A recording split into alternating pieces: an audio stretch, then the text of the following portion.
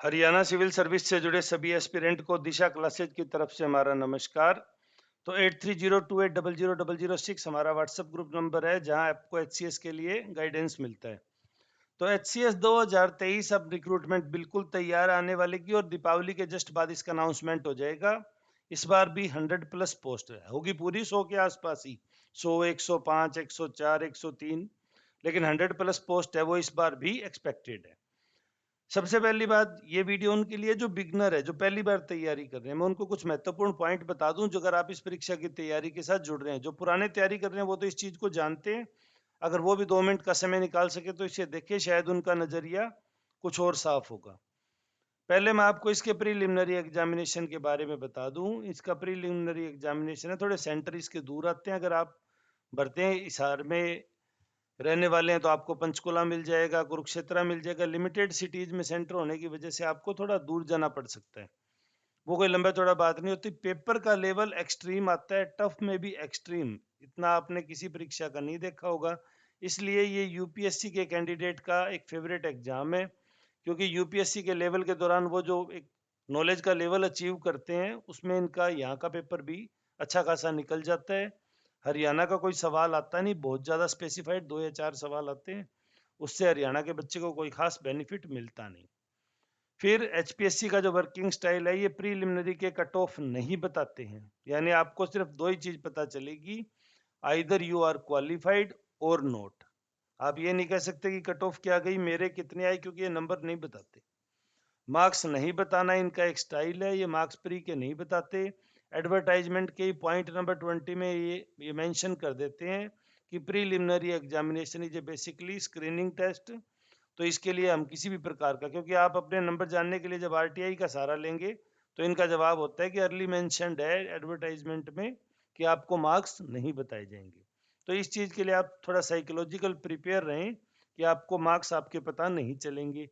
तो यानी आप जितना बेहतर स्कोर करेंगे उतना, यानी आप 1000 1200 के करीब बच्चे हैं जो मुख्य परीक्षा लिखेंगे, 1200 1250 अगर आप उनमें आ जाते हैं तो वेल एंड गुड है। इसके लिए प्री की तैयारी के लिए अगर मैं एक ही चीज शब्द में बात कहूं, वो हर टॉपिक जो आपको इररिलेवेंट लगता है कि इतना डीप तो क्या ही पूछेंगे या इतना डीप कौन पूछता है, डेफिनेटली एचपीएससी वहीं से पूछता है।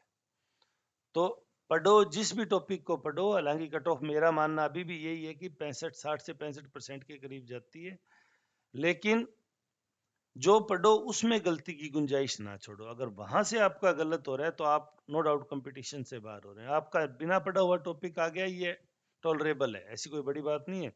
10 सवाल 15 सवाल आप बिल्कुल साफ सुथरे छोड़ सकते हो जिनको आप टच ही ना करो, लेकिन रिमेनिंग जो आपने पढ़ा है उसमें कहीं गलती की गुंजाइश नहीं होनी चाहिए। एक ये जो बच्चों में एक साइकोलॉजी होती है, सर ऐसा थोड़ी पूछते हैं, तो एचपीएससी ऐसा ही पूछती है। जो आप थोड़ी पूछते हैं का एक साइकोलॉजी जनरेट करते हैं, एचपीएससी उसी को लेके चलती है कि इसको बच्चे नहीं पढ़ेंगे, यहीं से हम पूछेंगे। तो इसलिए इनका पेपर एक्सट्रीम लेवल का होता है। सी सेट भी इतना टफ बनाया गया, हालांकि रिपीटेड क्वेश्चन जरूर आए थे, लेकिन सी सेट क्वालिफाई करना अपने आप में एक बेहद चुनौतीपूर्ण टास्क थी। इस बार हर बार ही होती है और अगली बार और ज्यादा टफ आएगा। तो इसलिए प्रीलिमिनरी की परीक्षा से पहले कम से कम आप, मेरा मानना तो है 100 पेपर, क्योंकि ये तो सिर्फ खाली टाइम पास करने का होता है, तो 100 पेपर सी सेट के अलग अलग सोर्सेज से जहाँ से भी आपको मिलते हैं, जो अच्छे एजुकेटर आपको प्रोवाइड कराते हैं, आप वहाँ से 100 पेपर जरूर लगा के जाएं। यानी कि लगभग 3 महीने के अंदर हर रोज आपको एक सी सेट का पेपर 2 से 3 घंटे में सोल्व करना है। रिमेनिंग टाइम में आप पेपर 1 जो मेरिट बनाता है उसकी तैयारी कीजिए।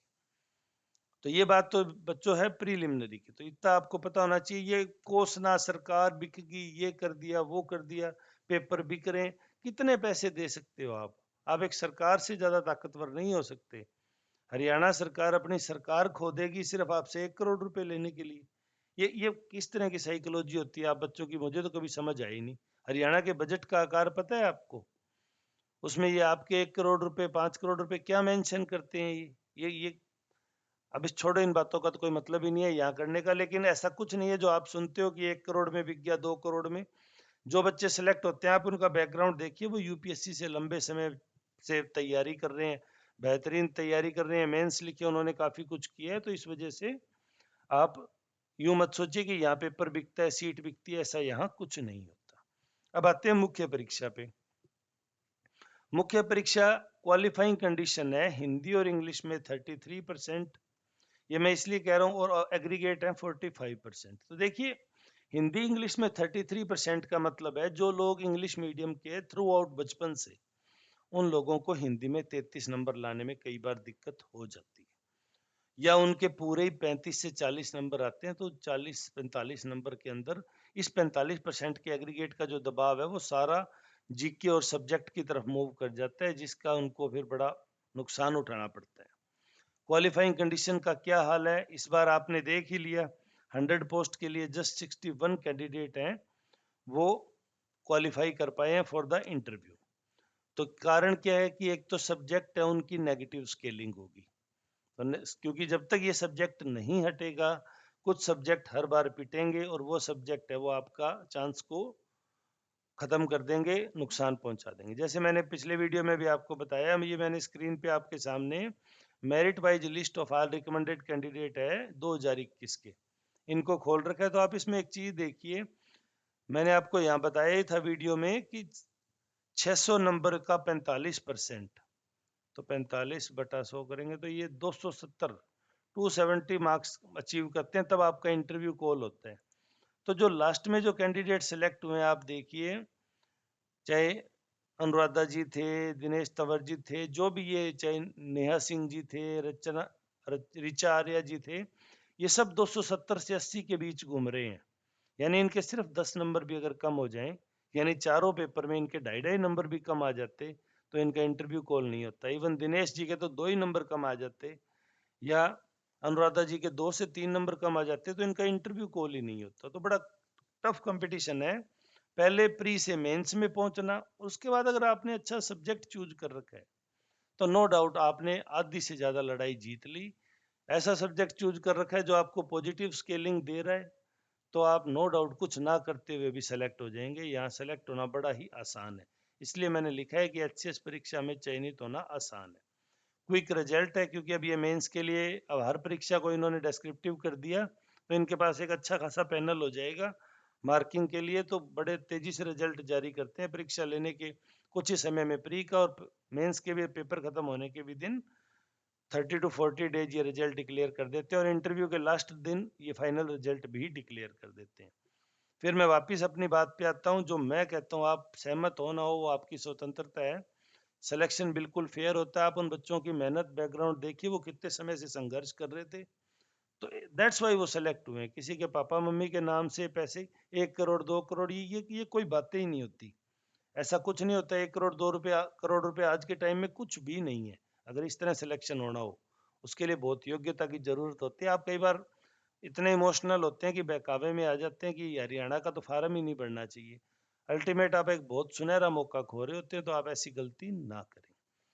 अब मैं आपको एक बेसिक मेरे तजुर्बे की एक बात बताता हूँ कि हरियाणा के अंदर जो एसडीएम का रुतबा है वो अदर स्टेट के आईएएस के इक्विवेलेंट है।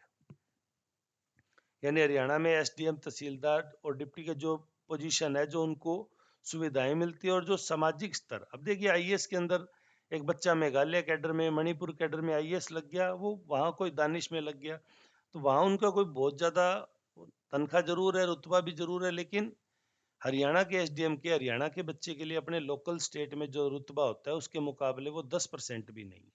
वो डेपुटेशन की कोशिश करनी पड़ती है हर बार अपने स्टेट में आने के लिए।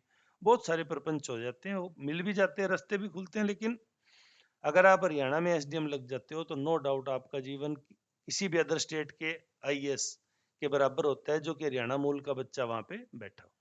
तो इसलिए आप इस परीक्षा को लाइटली ना लें। सिर्फ सब्जेक्ट का सिलेक्शन है वो थोड़ा सोच समझ के करें, अपना बैकग्राउंड के साथ साथ अपनी रुचि के साथ साथ सब्जेक्ट की स्केलिंग। सुधार अपेक्षित में मैं यही कहूंगा, एचपीएससी के लिए भी पहले तो प्री के मार्क्स बताएं, वो नहीं बताना चाहते तो एटलीस्ट मेंस है उसकी नंबर है वो डिस्क्लोज करें, और फेयर सिलेक्शन कर रहे हैं इसके लिए धन्यवाद है। लेकिन अगर ये सब्जेक्ट हटा के राजस्थान की तरह जनरलाइज्ड पेपर कर दें तो बच्चों को काफ़ी आसानी हो जाएगी। ये स्केलिंग का जो जंजाल है वो उससे मुक्त हो जाएंगे। और जो आप लोगों ने गोपनीयता रख रखी है हरियाणा पब्लिक सर्विस कमीशन ने, जिसकी वजह से उनको पता नहीं चलता कि कौन सा सब्जेक्ट कितना स्केलिंग की चपेट में आया तो वो थोड़ा सा अपने आप में वो बच जाएंगे इस चीज से। तो ये कुछ बातें हैं जो मैं बच्चों को कहना चाहता हूँ जो नई तैयारी शुरू कर रहे हैं। ये बहुत प्यारी नौकरी है, बहुत शानदार नौकरी है, थोड़ी ज्यादा तैयारी मांगने लगी है आजकल, लेकिन फेयर सिलेक्शन है, कोई पर्ची वर्ची वाला कोई सिस्टम नहीं है, कोई पर्टिकुलर परिवार से ऐसा कुछ नहीं होता। आप इतने नकारात्मक मत होइए, आप तैयारी कीजिए। नो डाउट बहुत गरीब घरों के बच्चे भी आपने देखा है लगे हैं, तो तैयारी करने वाला अल्टीमेट लगता है। आप मेंस में देखो जो 61 बच्चे हैं सारे ही लग जाएंगे, इनको कमी क्या रही यहाँ पे। तो इस तरह की कंडीशन जनरेट हो जाती है कि आप मुख्य परीक्षा तक पहुंचते ही अंतिम रूप से चयनित हो जाते हैं। तो ऐसा आपको किसी अन्य स्टेट की पीसीएस में नहीं देखने को मिलेगा। तो ये कुछ बातें मैं आपके साथ शेयर करना चाहता हूँ। फिर भी आपकी कोई क्वेरीज है, फ्रेशर्स हैं तो व्हाट्सएप ग्रुप में जुड़ना चाहें तो इस नंबर पे अपना नेम, एड्रेस और अपना सब्जेक्ट लिख के भेज दें। और उसके अलावा कमेंट सेक्शन में भी आप पूछ सकते हैं। वीडियो में अंत तक जुड़े रहने के लिए धन्यवाद। आपका दिन शुभ हो।